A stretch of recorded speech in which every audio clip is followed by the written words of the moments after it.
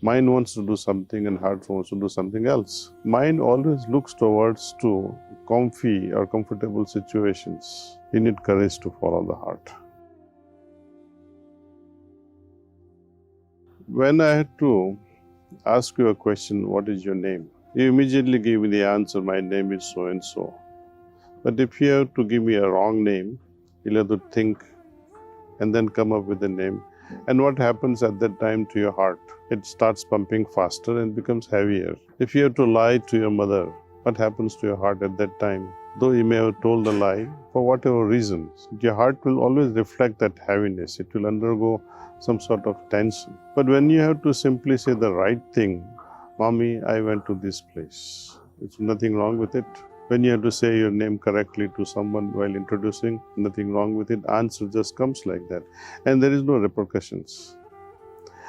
When we have to solve some problems in life, then we refer to the heart most of the time. But before that, mind has already chosen something pleasant, something very easier, something that would not take much efforts.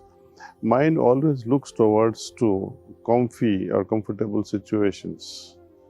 Heart is not worried about all these things. Heart is always looking for what is right at the moment. So when the conflict arises, it is because mind wants to do something and heart wants to do something else. Precisely when something goes wrong, when things become unnatural, when there is asatya, untruthfulness, heart speaks louder. Whenever there is a conflict, it is because of this mismatch between heart and mind. So always follow the heart. There is nothing very special about how to make a decision. Everyone knows this. You need courage to follow the heart. When our attention is inward and always seeking answers from within, of course, we get a lot of information from outside. We have this analysis inside. We contemplate based on this feedback. And then heart makes the final call for it, say. Those are the best decisions. Even simple things like after 12th grade, which course should I take academically? Having graduated and got my degree, what should I do next? Having completed my education, which company to join? Having secured a job, whom to marry?